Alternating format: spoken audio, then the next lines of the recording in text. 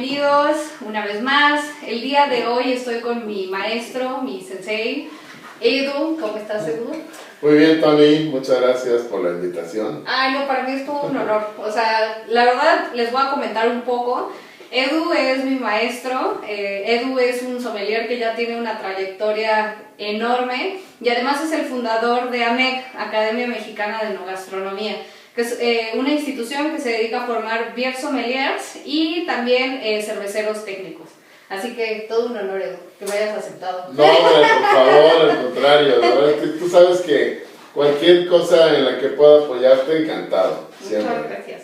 Siempre. Pues, me gustaría preguntarte muchas cosas, pero lo primero, que le cuentes a la gente cómo fue que surgió AMEC, cómo te metiste del mundo del vino al mundo de la cerveza, porque originalmente eres sommelier. Así es, así es. Bueno, es una historia un poco larga, intentaré resumirla. Digamos que en términos generales mi interés por el mundo del vino vino de la influencia de uno de mis primos con quien me llevo muy bien. Es un primo con el que he compartido muchos proyectos, incluso hicimos música cuando éramos adolescentes, hicimos unas bandas y componíamos canciones y cosas de estas. Y él comenzó antes con la sommelería. Entonces, pues por la cercanía que teníamos, cuando él inició como sommelier, yo para ese tiempo estaba muy metido en las artes plásticas y me dedicaba a pintar ya de manera profesional. Y pues siempre me gustó el vino, pero sabes, o sea, como esta onda de que bebes vino, pero sin saber nada, o sea, solo como un enófilo y ya está.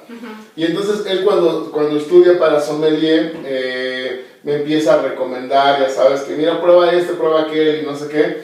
Y yo como no soy nada clavado, ¿verdad? Empecé a estudiarle, a leerle y a esto y al otro.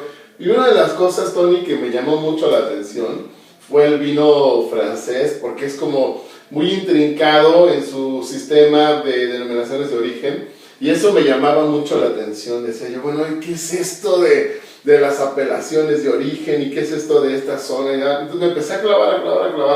A ver, para contextualizar esto, estamos hablando de hace más o menos, ¿qué será? Híjole, ya tiene un buen de años, o sea... Podemos dejarlo sin años.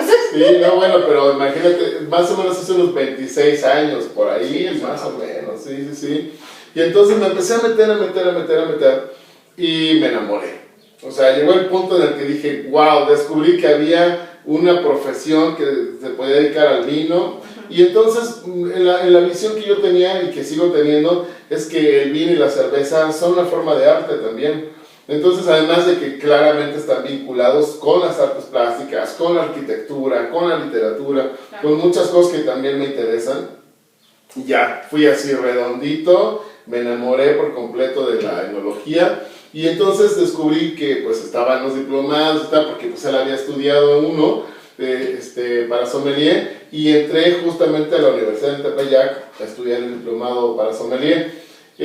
Así que bueno, eso fue allá del 2010, ¿qué es? 2009, yo 19, yo decía 19. Sí, ¿no? 2009 no, espérame, estamos eso fue en el 99, ¿qué estoy diciendo? Ya los números se me cuatrapean bien feo. O sea, qué horror, ya será Alzheimer, qué locura.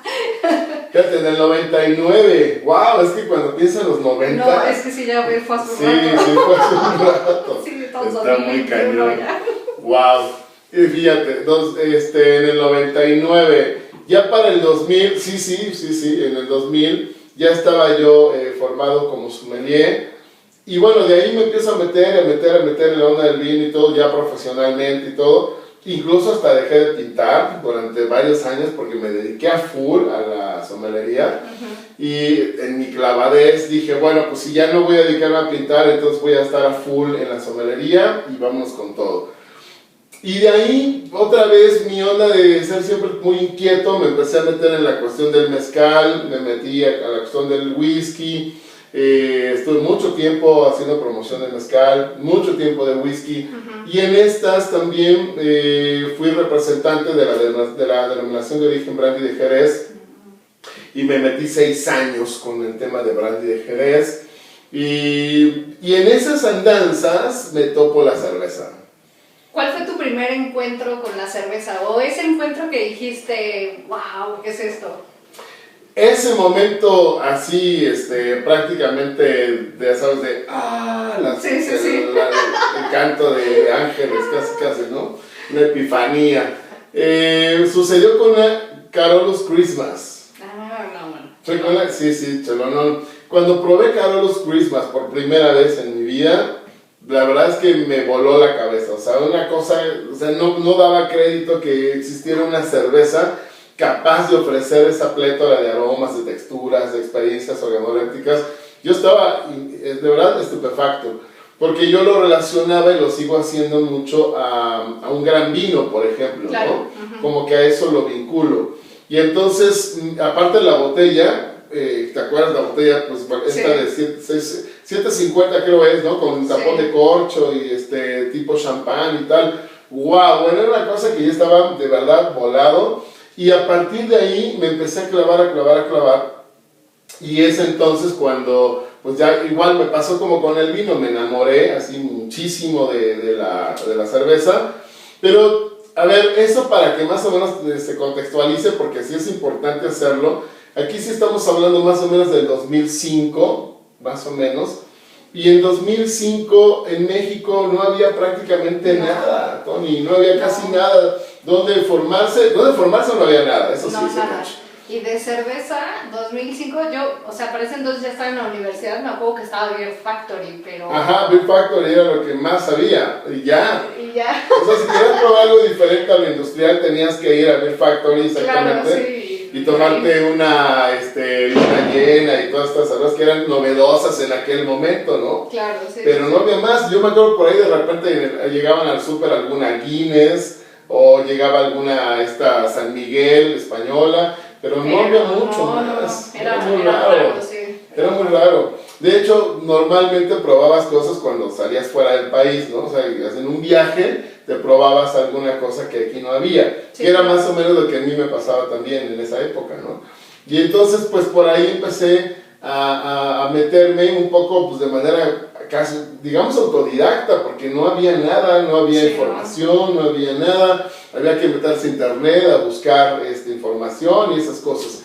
Y hubo un momento, Tony, que me marcó mucho. Fue en Palm Beach. Uh-huh. Hay un lugar que no sé si todavía existe, yo creo que sí, que se llama The World of Beer, que es un tap room enorme, cuando todavía obviamente no estaban de moda los taps como ahora. Claro. Con no sé cuántos taps, o sea, una cantidad brutal, 20, 30, y unos refris que eran unos muros gigantescos, llenos de chela, con temperatura cada una, ¿sabes?, distinta. Uh-huh. No, bueno, para mí era el paraíso, o sea, dije, wow, ¿qué es esto? Y eso fue realmente una cosa muy importante, un punto de inflexión para mí, porque es cuando ves todo eso y dices, todo esto existe, wow. Dices, no, ¿qué es eso? Sí, yo quiero estar ahí. Y entonces, ya una vez, yo estuve ahí un par de meses en Florida, y luego de ahí me regreso ya a México. Era en los albores de AMEC, eso fue hace 10 años, de hecho.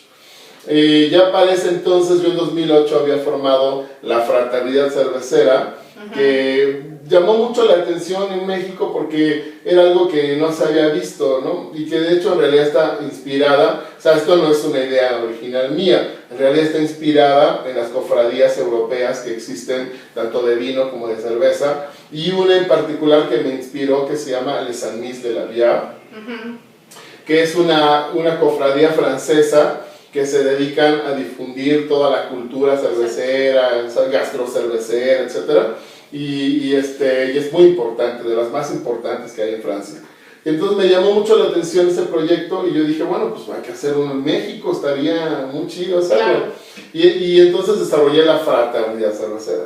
Eso fue en 2008, ¿no? Okay. Y logré abrir 5 células. Hicimos una célula aquí, bueno, la primera fue en Puebla, con mis alumnos de la carrera de gastronomía, que me los empecé a jalar a la onda de la cerveza, y entonces hacíamos catas, rentábamos salones en restaurantes, y y hacemos esto de las cofradías como tal, o sea, de juntarnos a beber cerveza y aprender y este rollo, ¿no? Entonces hicimos una en Puebla, Ciudad de México, Cancún, Monterrey y Guadalajara. Varias. Así, sí.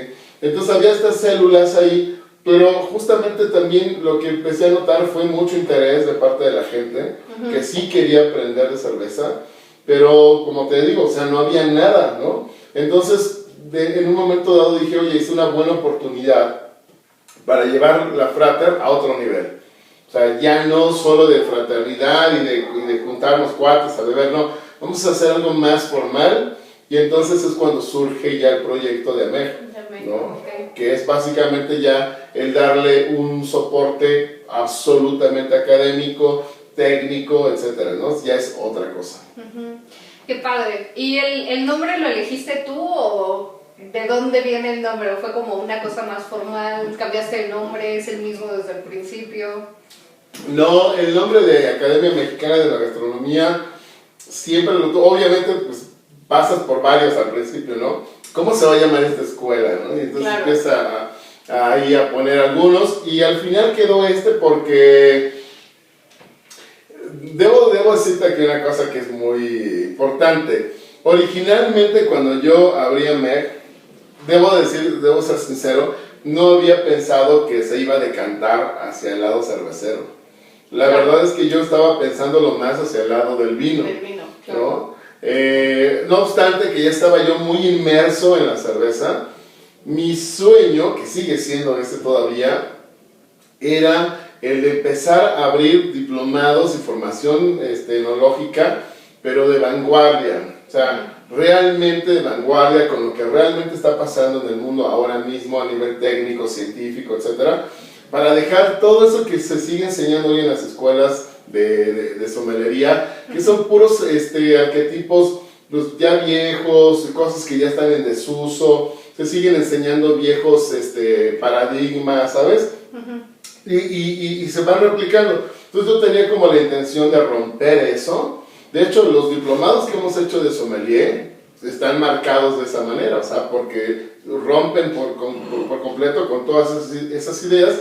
Y entonces por eso se llama Academia Mexicana de Enogastronomía, porque la idea era incluso también llevar más allá la parte enológica, juntarla absolutamente con la gastronomía y viceversa, y crear un concepto completamente nuevo, que también es un proyecto que aquí está, que el año pasado por la pandemia ya no salió, y que ahorita sigue un poco frenado por lo mismo, pero espérense por ahí porque pronto viene una noticia interesante en ese sentido.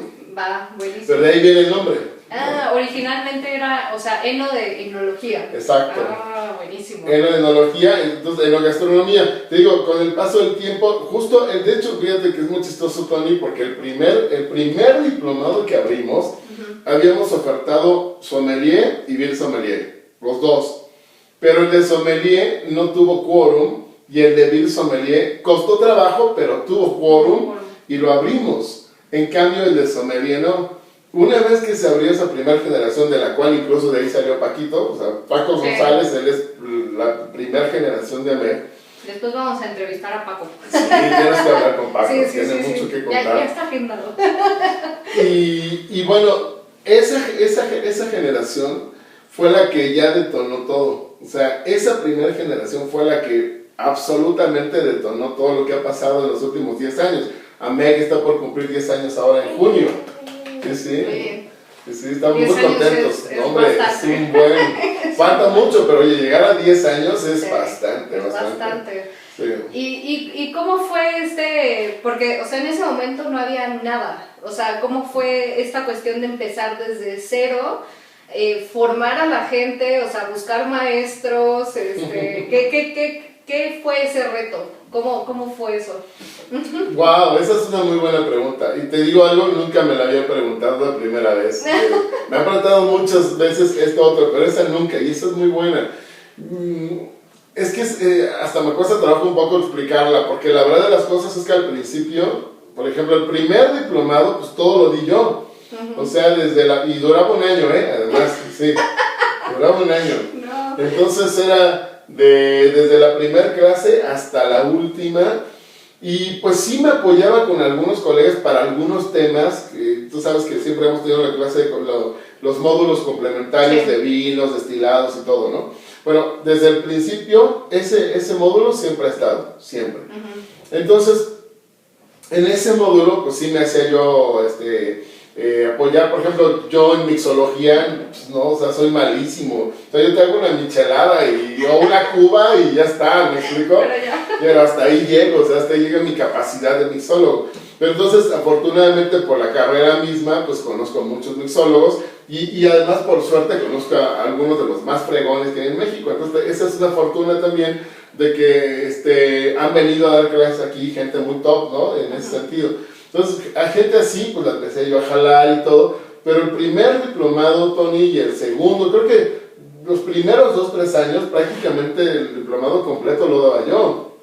O sea, cuando lo sacamos, por ejemplo, a Morelia o a Querétaro o tal, o sea, era de ir religiosamente cada semana a estos lugares, porque no había, efectivamente, pues no había personal. ¿A quién ponías? En ese caso era yo el que iba y formé en Guadalajara, y formé en Morelia, y formé en Querétaro y tal. Y ya con el paso del tiempo, ya una vez que empezaste a formar gente, ya automáticamente se iba un poco como autogestionando. Sí, porque eso ya te daba, bueno, a ver, veía yo un poco el talento en algunos estudiantes, bueno, ¿sabes qué? Este chavo tiene talento, a ver, vamos a hacer un casting y que dé clases, ¿no? Y si lo pasa, pues da clases. Entonces empezó a generar un poco, pero abre la oportunidad también para que la gente empiece a foguearse en el tema de clases y todo eso, pero al principio, todo lo daba yo. Sí. No, porque hasta yo me acuerdo, o sea, yo entré al diplomado, si no me equivoco, fue en 2013, a finales de 2013 o principios de 2014. Sí, eres de las primeras generaciones. Sí, creo que soy la cuarta generación. Creo que sí. Pero hasta para encontrar equipos para hacer cerveza, o sea, era como era rascar la tierra para ver de dónde salían las cosas. O sea, cómo armaron los primeros equipos, o sea... Pues es que es complicado porque efectivamente, o sea, es que ahorita que planteas eso, hay mucha gente que ahorita está o que va llegando al sector cervecero y pareciera que esto siempre ha estado, ¿no? Como si siempre, no, o sea, no hace mucho, no había nada. O sea, por ejemplo, el primer equipo que nosotros hicimos, literalmente fue de ir y conseguir las ollas por aquí, los termómetros por allá, las válvulas por acá, porque no te lo venden en un solo lugar. Entonces de repente ir al centro, ya sabes, ahí andar en las tiendas y buscando, esta es, y esta otra pieza, y esta otra. Y entonces como armamos ahí casi nuestro Brew Magic, ¿no? Sí, claro. Pero pues no había nada, o sea, hace 10 años absolutamente nada. Como dice, hay que rascar. Y luego la onda de las maltas, por ejemplo, era un rollo, o sea, yo me acuerdo con Aschela, que es donde comprábamos las maltas, pues Enrique todavía no tenía los locales que tiene ahora y entregaba, en algún punto nos veíamos y llegaba él con las bolsas y ahí le pagabas y te la llevabas a tu casa como si compraras otra cosa, ¿ya sabes? Sí, claro, así como de mercado negro. Casi, neta. Era muy chistoso porque ahora cuentas eso y parece que no puede ser, ¿no? Ahí tienes a Difus, ahí tienes un montón de Central Altiplano, y tienes muchas. Sí. Pero no, antes no había eso, antes neta, pues así era como comprábamos las maltas, los lúpulos, etcétera, ¿no? No, pues es que, o sea, yo sí me acuerdo de cómo encontré a Meg, o sea, mi mamá me había guardado como suplementos de revista de Reforma y ahí estaba como el anuncio, ¿no?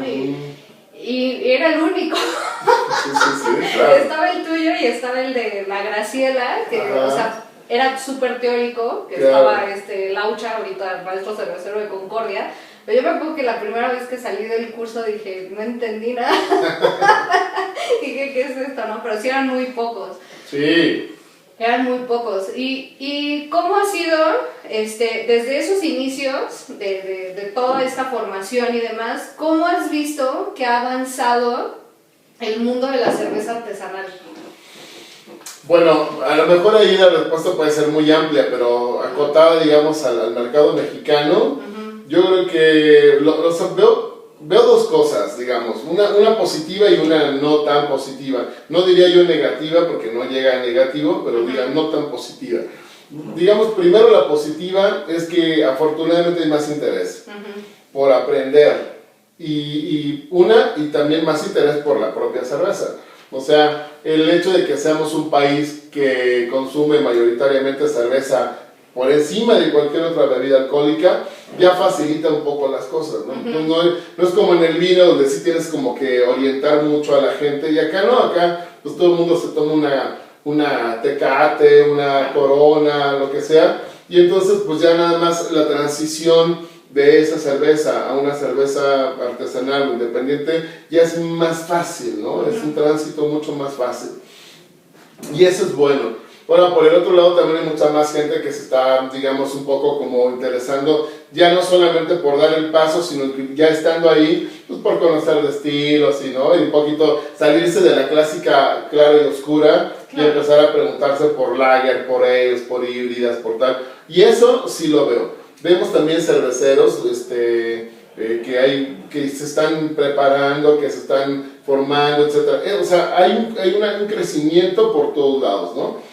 Justo lo que ahorita estábamos hablando, ahorita ya hay lugares donde compras materias primas, equipos, hay medios ya especializados, está, no sé, por ejemplo, periodismo desde la barra, ¿no? Están mi prima mi prima digo yo porque nos apellidamos igual, Villegas, Alejandra Villegas, sí. Con Beer Hunter, sí, o sea, está la guía de la cerveza, que bueno, ahora va creo que por su 5º número, no sé, o sea, pero esto es una muy buena noticia, que no existía hace unos años, y el hecho de que veamos ahora, bueno, tu mismo espacio ahora, ¿no? En fin, todo esto claramente nos muestra que sí estamos en una etapa de desarrollo y de crecimiento maravilloso, y creo que de aquí en adelante vienen buenas cosas. Ahora, por el otro lado, la parte no tan positiva es que todavía seguimos creciendo en cierta medida, Tony, un poco como una plantita que va creciendo de manera desordenada, ¿sabes? Sí. Entonces, eso también acarrea ciertos problemas, porque de repente sí tenemos algunos temas de capital importancia, y entre esos son, por ejemplo, la formación profesional, que todavía muchos desdeñan un poquito, ¿no? Como que todavía se escuchan aquellas frases de para aprender cerveza no hay que estudiar, para hacer cerveza no se estudia, o sea, como que esas cosas que eran las que oíamos hace 10 años cuando empezamos nosotros, que nos apedreaban durísimo, ahora ya no, ahora nos apedrean pero poquito, y se siguen escuchando un poco esas voces. Y luego por ahí también, pues no sé, la falta un poco de normatividad en términos generales, ¿no es cierto? No solamente la parte fiscal, sino digamos todo en general. Sí, legal. Exacto, legal, la parte de, incluso, yo diría incluso hasta de autogestión, de parte de las propias cerveceras o los tap rooms, o sea, hay todavía muchas cosas, o el hecho, por ejemplo, de que muchos cerveceros inician su producción en casa, y que la venden, y entonces el hecho de vender, automáticamente ellos piensan que ya no son caseros, ¿no? Que olvidan que hacer cerveza en casa es hacer cerveza casera. No importa que la vendas, o sea, si la vendes o no la vendes, la cerveza sigue siendo casera, ¿no? Sí, claro. O sea, como muchos detalles que ahorita no me quiero extender, pero que de alguna manera sí está creciendo, pero estamos creciendo como esa planta que crece medio desordenada, una rama aquí y otra rama allá, y no crecemos como una planta ordenada, etc. Eso es algo que no veo tan positivo, que es parte de un poco de nuestra manera de ser, pero que al mismo tiempo sí nos está acarreando problemas. O sea, si tú comparas, por ejemplo, países como Italia, por ejemplo, que tiene una historia muy parecida a la nuestra, que empezó en paralelo a nosotros, ya nos aventajaron como 6 años. Brasil, aquí mismo en América, ya nos aventajó como 5 años. Entonces, ¿por qué se da esto? Bueno, pues por la falta de orden y de organización que nosotros no estamos teniendo. Sí, tal cual. Sí, creo que tenemos muchas áreas de oportunidad. Esta bonita frase de las áreas de oportunidad. El famoso eufemismo de las áreas de oportunidad. Sí. Pero por ejemplo, AMEC, ¿cómo ayuda en esto? O sea, ¿qué hace AMEC? O sea, para la gente que, porque a mí me dicen, oye, pero ¿dónde puedo aprender? ¿Cómo me acerco? ¿AMEC en dónde entra aquí en toda esta formación?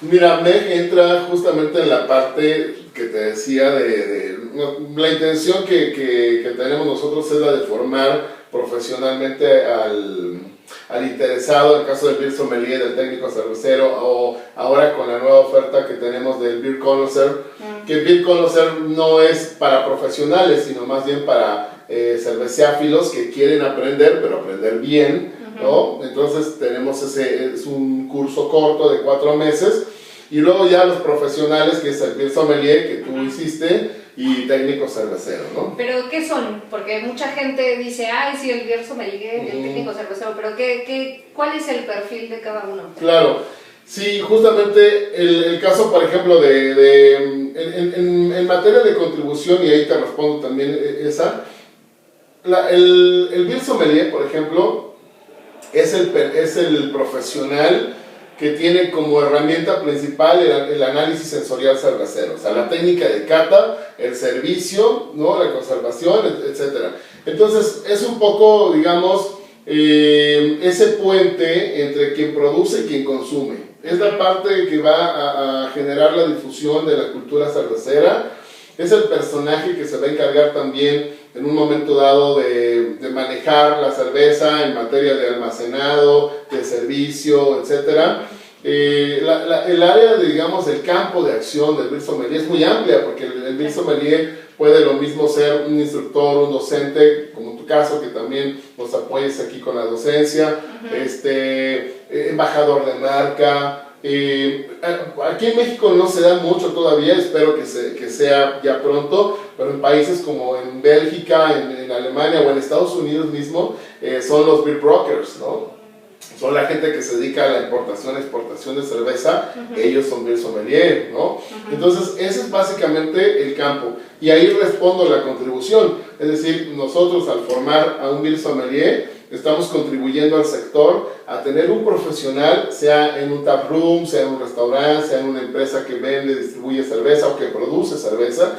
Entonces nosotros estamos de alguna manera formando a estos profesionales que van a estar y están de hecho ya hoy en día en todas estas áreas. El técnico cervecero por su parte es única y exclusivamente producción, ¿sí? Pero vamos a decir concentrándonos exclusivamente en producción. Entonces, pero buscando que esa persona que produce cerveza lo haga con conocimiento técnico, entonces le enseña todo lo que tiene que ver con desarrollo de recetas, con manejo de equipo, fermentaciones, conocimiento técnico de estilos, etcétera, etcétera. Todo eso en aras de que cuando inicien un proyecto cervecero tengan todo el conocimiento técnico para poder producir buena cerveza, ¿no? Entonces nuestra contribución ahí mismo se responde. ¿Cuál es nuestra contribución en ese sentido al sector? Pues apoyar a que haya más y mejores cerveceros en la industria a nivel profesional. Y bueno, además pues tenemos la fortuna de que muchos de los mejores cerveceros que hay en México, no digo todos, porque no todos, pero muchos han pasado por aquí. Tú eres un ejemplo de ellos, o sea, tú eres una... No, es verdad, o sea, tú eres una gran cervecera, eres una cervecera exitosa, tu marca es una marca exitosa. Digo, aunque tú no te formaste como técnico, pero tienes mucho conocimiento con la base de Beer Sommelier, más lo que tú has estudiado y todo. Entonces, bueno, pues tú eres un vivo ejemplo de eso, ¿no? De esa contribución que nosotros hemos un poco aportado, y mucha otra gente, muchos compañeros tuyos que también están en eso, ¿no? Sí, o sea, acá han pasado Texcoco Mystic Ale, Solidarista, Horacio de Seis Hileras, bueno, es que la lista, Jesús Guevara, mismo, y que pues también está aquí, que además está padre porque yo decía apenas en una entrevista que me hacían hace poco, que yo la verdad, así, la neta, estoy bien orgulloso del equipo de trabajo que hay en AMEC, o sea, todos ustedes, porque realmente es un dream team, o sea, la verdad, o sea, tenemos gente,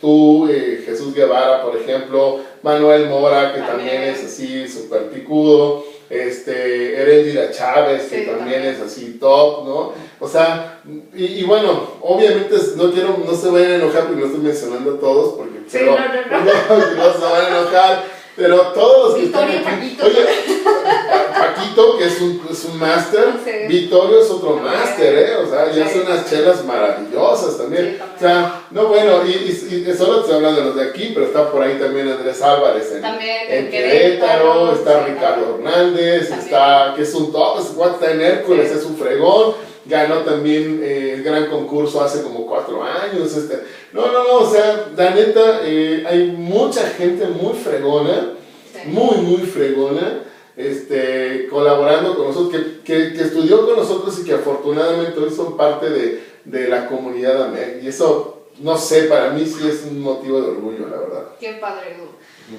La verdad es de que, o sea, yo de cuando empecé ahora sí veo una evolución, a veces sí, como dices, ¿no? Las ramitas se van como por otro lado, pero a ti que te ha tocado justamente empezar justo con esta cuestión de la cerveza artesanal, ¿qué crees que le falta? O sea, ¿hacia dónde vamos?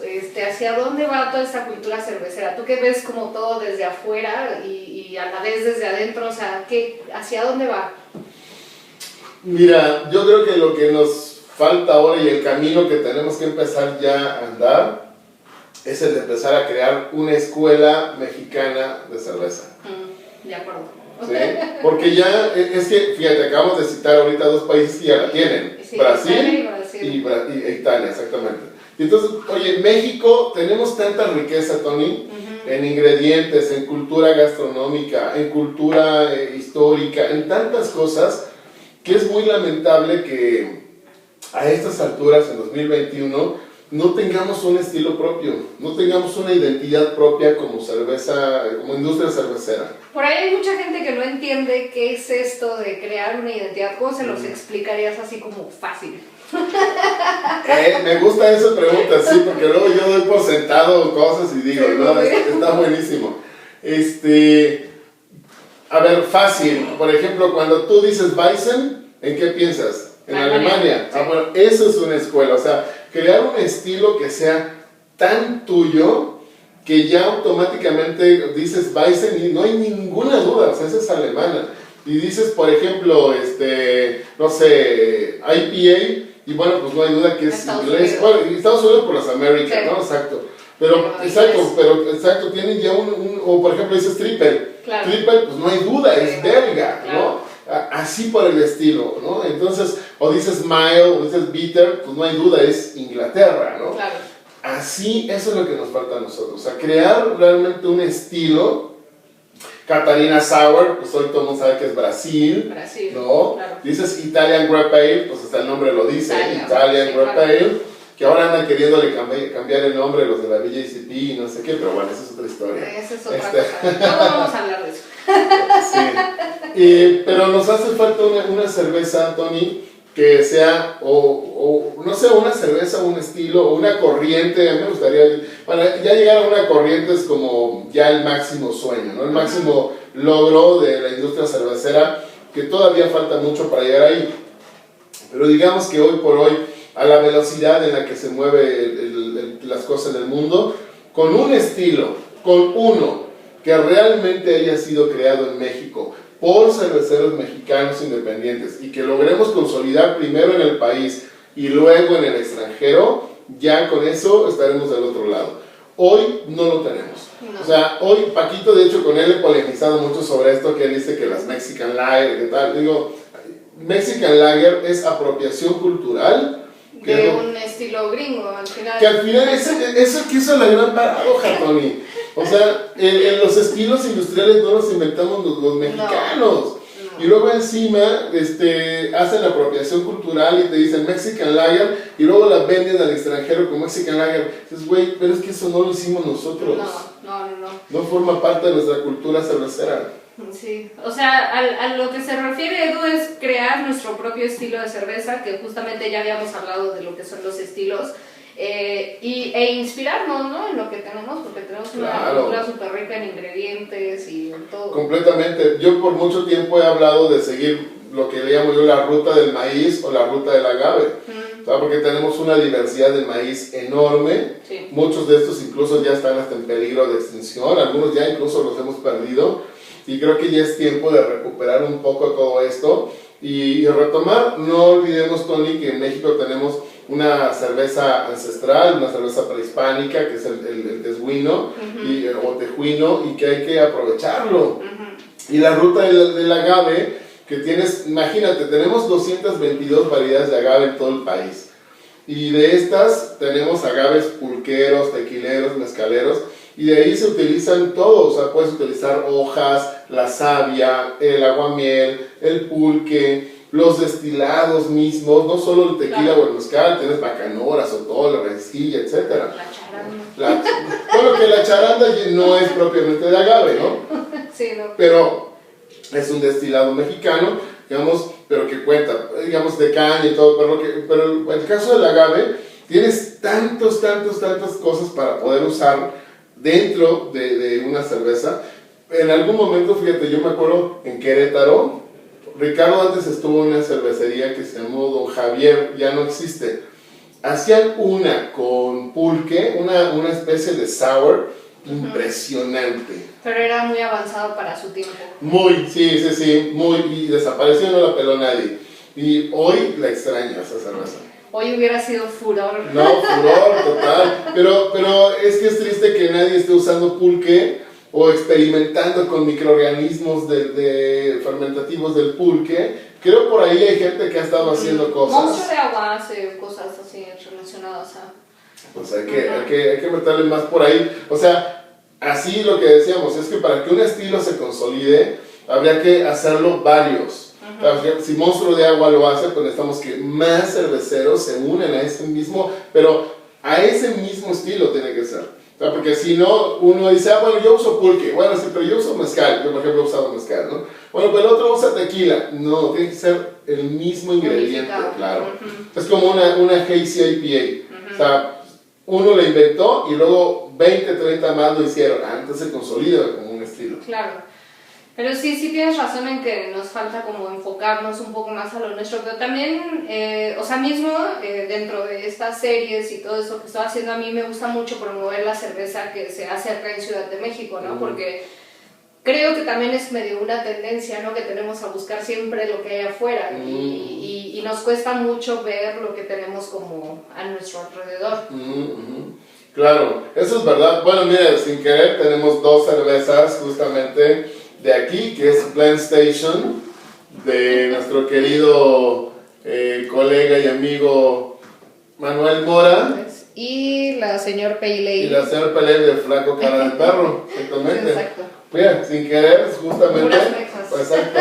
Ahí tenemos dos muy buenos ejemplos de cerveza totalmente capitalina y bien hecha, ¿no? De nivel top. Sí, así que, sí, eso es verdad también. De repente el ejemplo nos lo ponen los colegas de baja, ¿no? Que son muy baja, y de repente nosotros miramos mucho hacia afuera, como bien dices, y no estamos mirando lo que tenemos aquí dentro.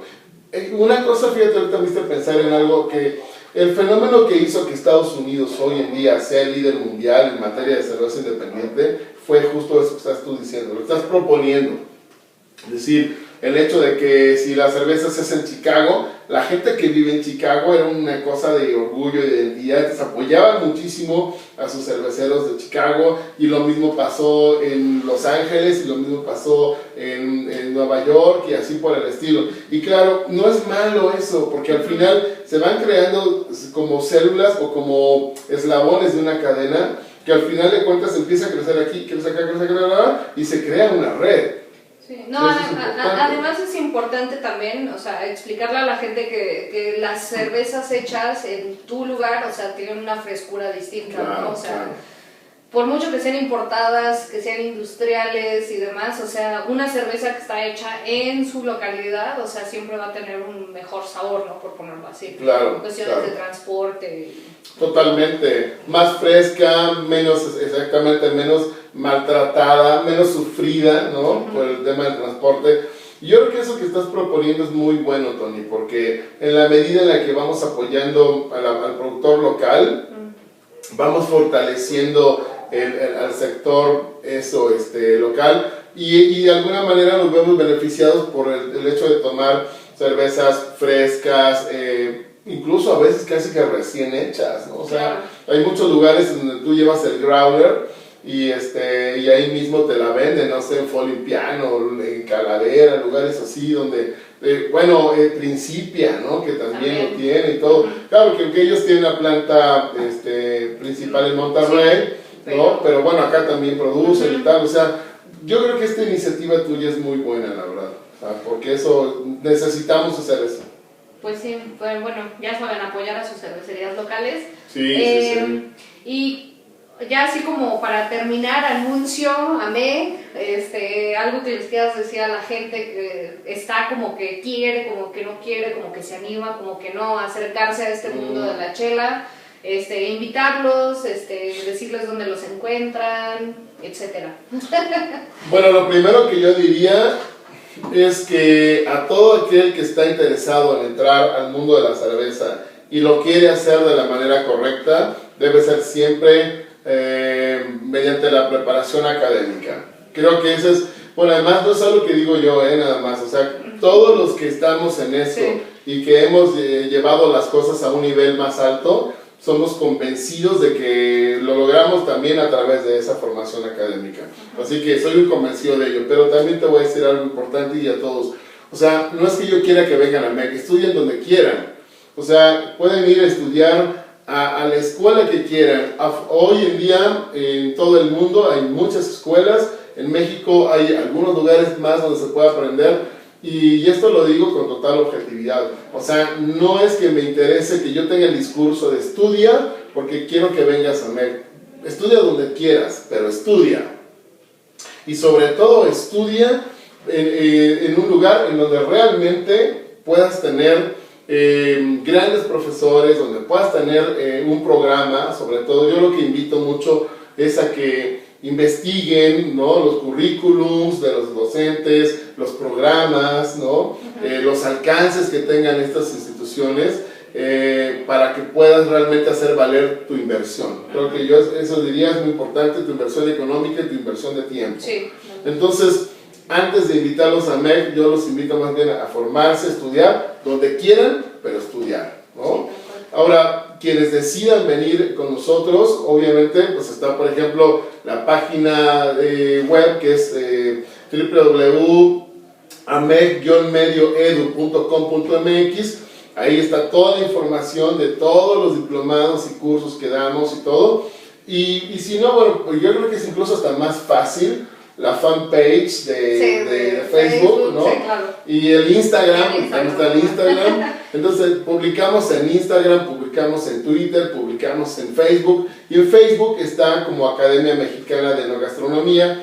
Ahí está todos los flyers, fotos, videos, información, incluso mucho contenido también, cápsulas, videos, etcétera. Muchas cosas ahí que pueden ser también de consulta. Ahí. Entonces nos pueden contactar en esos espacios. Yo creo que es como lo más fácil para poder hacerlo.